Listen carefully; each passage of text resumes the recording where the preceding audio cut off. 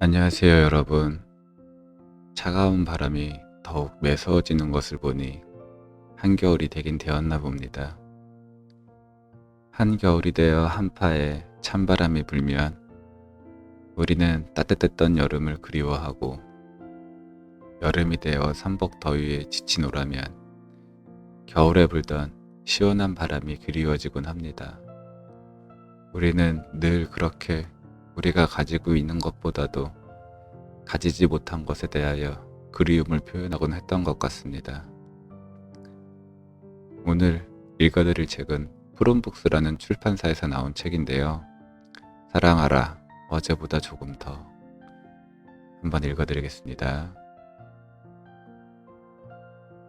다시 시작해도 늦지 않아. 한 잡지에서 이런 글을 읽었습니다. 장한나는 12살에 세계 첼로 콩쿠르에서 최우수상을 받았습니다. 김연아는 17살에 세계를 제패합니다. 루치아노 베네통은 20살에 세계적인 회사 베네통을 만들었습니다. 이승엽은 27살에 최연소 300호 홈런을 달성합니다. 어린 나이에 세계 최고의 자리로 우뚝 선 이들입니다. 그들은 우리에게 꿈과 희망을 주기도 하지만 나이 든 사람들은 보이지 않는 좌절감에 휩싸이게 된다고 말합니다. 단지 나이가 많다는 이유로 포기해야 할까요? 그 잡지에서는 다음 사람들을 소개합니다. 소설가 박완서는 40살에 현상 공모에 당선하고 늦은 나이에 문단에 데뷔했지만 주옥 같은 소설을 썼습니다. 대한민국 최고의 코미디언 이주일은 41살에 방송에 첫 출연하고 인생의 발판을 마련합니다. 반기문 유엔 사무총장은 62살의 나이에도 불구하고 프랑스어 배우기를 마치고 또 다른 언어 배우기를 시작한다고 합니다. 당신은 몇 살인가요? 지금 무엇을 시작하고 있으며 준비하고 있나요? 정말 너무 늦어서 아무것도 할 수 없다고 여기나요? 다시 해도 늦지 않습니다. 지금이 가장 빠르다는 말은 책 속에 나오는 글귀에 불과한 것이 아니라 우리의 삶 곳곳에 녹아 있습니다. 다시 시작할 수 있는 삶이 아름답습니다. 그 아름다움은 도전하는 자의 몫입니다. 내가 진실로 좋아하는 것이 무엇인지 안다면 언제 알아도 늦지 않다. 그것을 알 때가 빠른 것이다. 지체하지 말고 시작하라. 반성, 새로운 나를 만나다. 초등학교 시절을 떠올려 보면 친구와 싸우거나 숙제를 못했을 때 어김없이 반성문을 썼던 기억이 납니다. 중고등학생이 되면서 말썽을 일으킨 학생들은 반성문보단 바로 정학 등의 징계를 받기 시작합니다. 그러나 학교 졸업 후에는 징계도 반성문도 아닌 스스로가 책임져야 합니다. 어느 누구도 나의 잘못이나 부족함을 지적하거나 벌을 서게 하지 않습니다. 반성은 온전히 스스로의 문제가 됩니다. 반성이란 스스로의 언행이 잘못되거나 부족함이 없는지 돌이켜보는 것입니다. 우리는 죄의 유혹에 쉽게 넘어가는 연약한 존재입니다. 그러므로 항상 반성이 필요합니다. 1일 3성이란 고사성어처럼 하루에 한 번, 적어도 며칠에 한 번이라도 반성하는 시간을 가져야 합니다. 어떤 이는 일주일에 한 번이라도 반성을 하기 위해 종교를 갖는다고 말합니다. 종교 본연의 취지에 벗어날지는 모르겠지만 그 또한 좋은 방법이라 여겨집니다. 얼마나 반성하며 살아가고 있나요? 반성할 줄 모르는 사람은 없을 겁니다. 다만 반성에는 굉장한 고통이 뒤따르기 때문에 반성 앞에서 머뭇거립니다. 남이 하면 불륜이고 내가 하면 로맨스가 되는 것처럼 스스로에겐 엄한 채찍을 드러대기가 참으로 어렵습니다. 굳이 그렇게 채찍을 가하면서까지 가혹하게 사는 것도 싫습니다. 자연스럽게 반성과 점점 친해질 수 없는 핑계들만 하나 둘 늘어갑니다. 그러나 반성을 통해 모조리 뜯어 고치려고 하지 않고 오히려 반성이 주는 즐거움을 누려보는 건 어떨까요? 아주 작은 습관 하나가 우리의 인생을 통째로 바꾸는 것처럼 반성이 많아질수록 새로워지는 자기 자신과 만날 수 있습니다. 낯선 새로움이 아니라 삶의 기쁨을 누릴 수 있는 변화를 맞이할 수 있는 겁니다. 아침부터 저녁까지 하루를 돌아보는 데는 많은 시간이 필요하지 않습니다.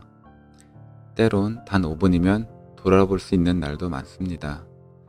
그러므로 반성이 아무리 힘들더라도 절대 포기해서는 안 됩니다.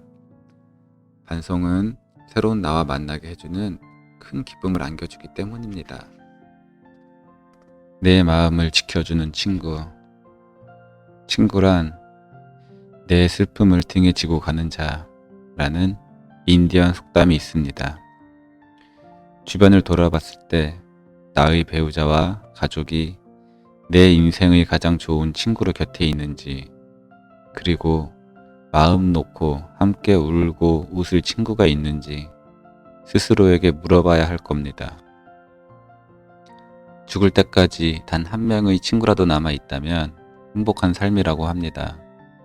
거꾸로 얘기하면 늘 우리 곁엔 친구가 있지만 마지막 날까지 함께하는 친구는 드물다는 의미입니다. 서글픈 현실이긴 하지만 한편으론 많은 걸 시사해 줍니다. 친구는 누구에게나 있습니다. 외톨이라고 해도 한두 명의 친구는 있습니다. 속마음을 털어놓고 힘들 때 기대기도 하는 친구가 있다는 건 최고의 행운입니다. 그런데 세월이 흐르면서 친구도 늘 한결같을 순 없다는 생각을 하게 됩니다. 어린 시절 죽고 못 살던 친구들도 어느 날부터는 전화통화도 뜸해지고 조금씩 사이가 멀어지는 걸 느낍니다. 반면 직장에서 매일 마주대야 하는 동료가 아주 좋은 친구가 되어 내 옆을 지켜주기도 합니다. 이유가 뭘까요? 고향 친구들은 자주 만나기도 힘들고 서로의 관심사가 달라진 게 큰 이유가 되겠죠. 가까운 곳에 살고 있어도 저마다 바쁘다는 핑계로 보기가 쉽지 않습니다.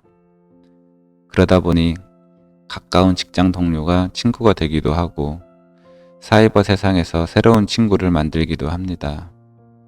결국 따져보면 가까운 사람과 친구가 되는 건 아닙니다. 즉, 거리상의 가까움이 아니라 서로가 통할 때 친구가 될 수 있습니다. 소통을 자주 할수록 친밀도가 더욱더 커집니다. 물론 옛 친구는 아무리 세월이 지나도 만나면 반갑고 편하다는 건 부인할 수 없는 사실입니다. 다만 우리는 기쁨과 슬픔의 순간을 같이 느끼고 같이 아파할 때 진정한 친구로 받아들입니다. 진짜 친구가 점점 그리워집니다. 그런 친구는 왜 많지 않은 걸까요? 바로 내 탓입니다. 친구라는 이유만으로 편하게만 생각했기 때문입니다.